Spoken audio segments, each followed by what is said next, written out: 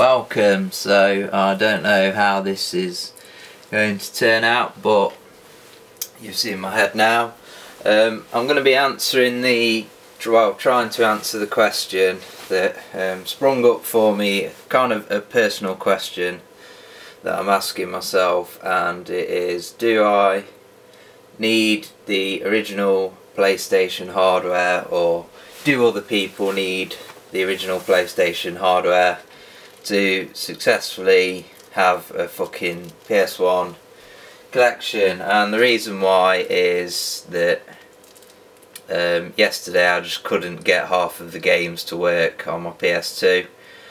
You know, discs that aren't in the best condition, but I'd say average condition for age, and yeah, I couldn't get them to load in the PS2. So as you can see here, I've got my PS1 hooked up. The sound on the TV is muted, and there's no control in the PS1 because I don't need it to load the games. So just to show you, say an example here, Victory Boxing. Probably won't see it on the camera. There's a bit of dust there now from being put back in the box, but if I give that a quick wipe with the t-shirt, you know, that's just a disc I'd call, you know, if I can see, if I can try and focus on it,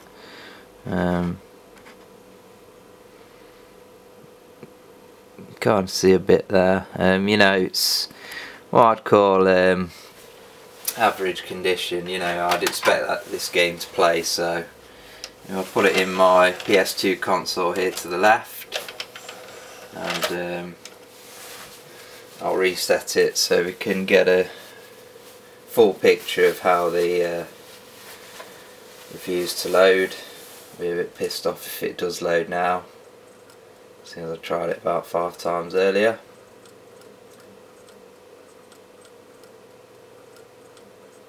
As you can see, it's taken a while.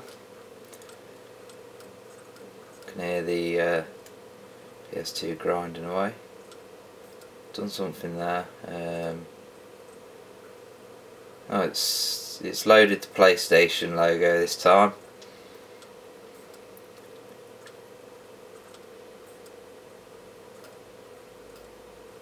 Taking a while.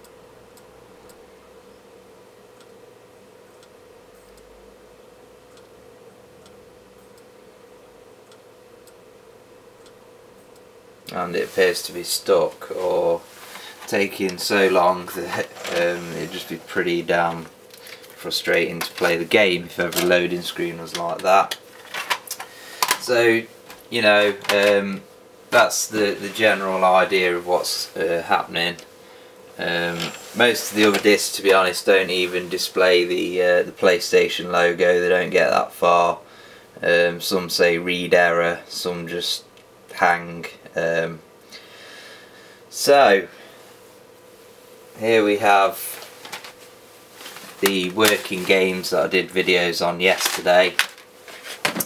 Here we have some games that have been tested today. So Jurassic Park: The Lost World, I'll just put that in, demonstrate that it's working. Might take a couple of attempts.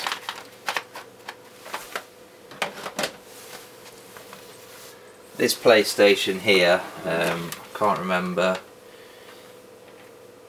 whether it's actually chipped or not, whether it's had a mod chip installed. I do have a couple of PlayStations that are. There you can see straight away loads of game. You know, it's got further, and then we'll get to the intro movie sequence video.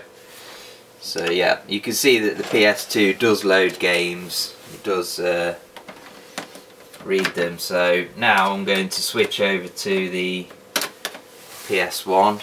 I will also be looking at the PS3. Hopefully that will play games that the PS2 can't play, but obviously I understand that you'll have you know, Xbox 360 owners who are retro gamers that don't want to go out and you know, buy a PS3 just to play PS1 games.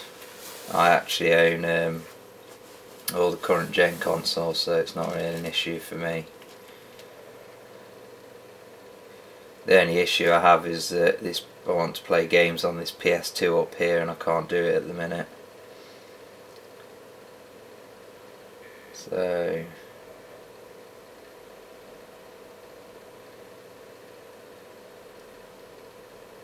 this appears to be loading the game. So yeah, that's a game that wouldn't run on the PS2. Let's try another one, Wipeout 3.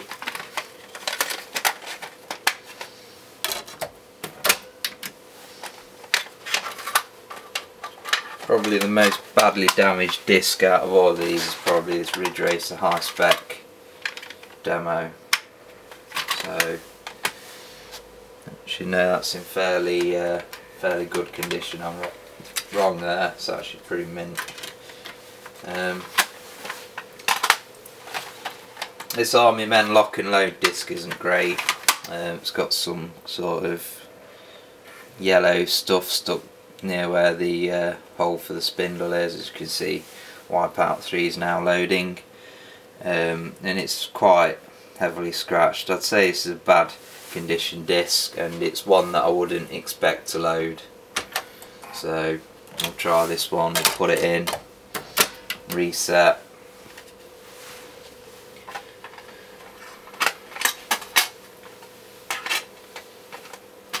And see what happens.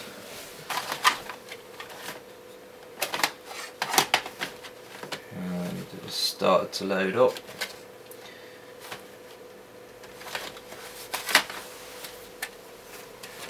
Oops, nearly dropped that game then.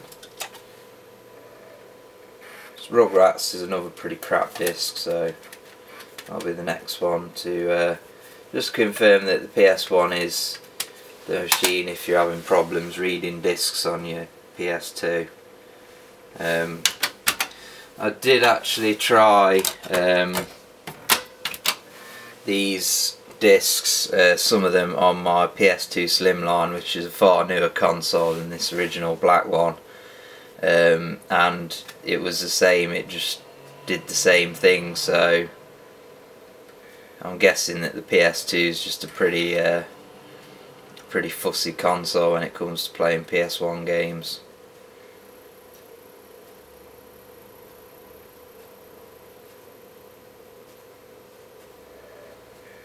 Taking a bit of time, and I mean, as far as I'm aware, there's no compatibility list for the PS2. I'm pretty sure it should play all PS1 games. Yeah, I'm pretty sure that it doesn't emulate it, it's actually the chipset. So yeah, so we've proved so far that the PS1 clearly is a better system for reading its you know, native media, shall we say, its games, and the PS2 is a bit, well, very fussy. You know, we've got a stack here of games that don't work, you know, and this is the stack of games that do work, a couple of them being hit and miss whether they do load. So now I'm going to take it downstairs and check out what the PS3 has to say on this issue. So down here, as you can see, I have the PS3 Slim set up. It's the 250 gigabyte model. So now we're going to try some of these games that wouldn't run on the PS2, on the PS3. I'm also, first off, going to try this Army Men lock and load, the one that wouldn't work on the PS1. So we'll chuck that in. Be interesting to see. The PS3 actually has 2 lasers in it. One for CDs and DVDs and one for Blu-ray. So it could be a bit better. And obviously it is a newer console. So it's loaded up the PlayStation logo. No need for any sound.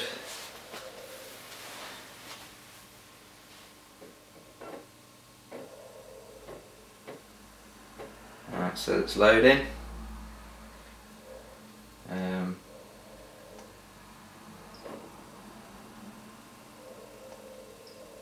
Trying to think now whether I'm wrong or not. It was the, I seem to remember seeing the 3DO logo recently,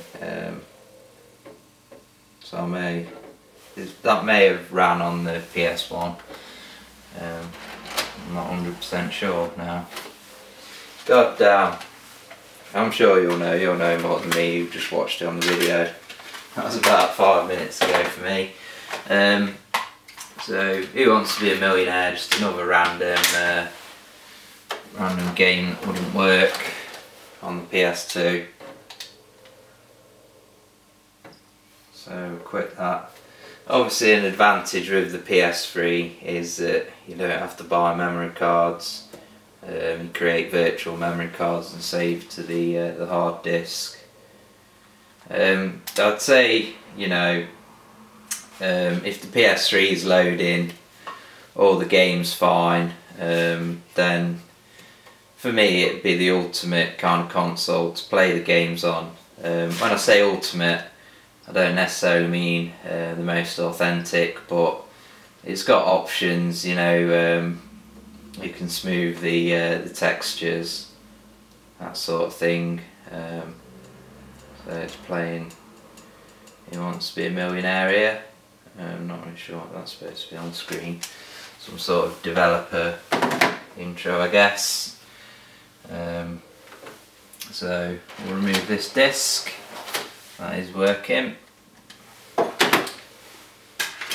And we'll pop in Spider-Man, which was something I was trying to get to work yesterday. Pretty annoyed that I couldn't.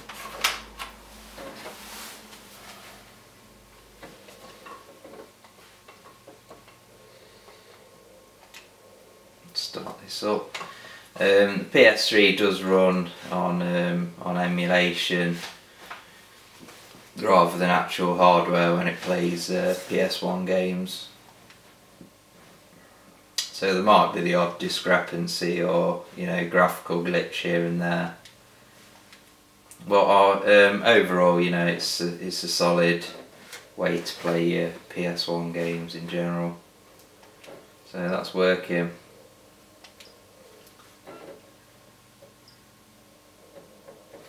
So yeah, overall, as I've kind of ascertained from this video, if you've got the money, you want a PS3, for me anyway.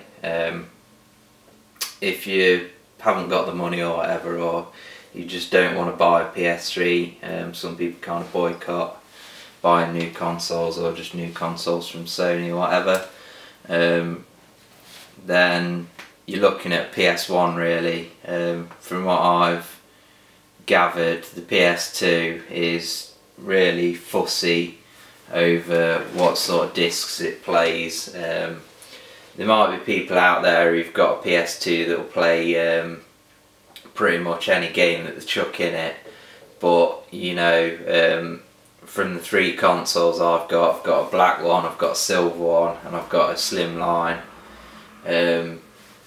They're all shit at playing PS1 games. You know, it's impossible to get all of them to load, so there's no guarantee if you go out and buy a PS2 that you will strike lucky and get one that will play all PS1 games. So I just thought I'd do a video kind of to help people out who are looking at maybe starting a PS1 collection, just didn't want anyone to go out and buy a PS2 thinking it's a good machine to play PS1 games, because I've been having a miserable time playing average condition discs on it, and it's impossible nearly to get mint discs for the PS1 nowadays. You have to look really hard. So thanks for watching, and don't forget to subscribe and all that rubbish that people bang on about.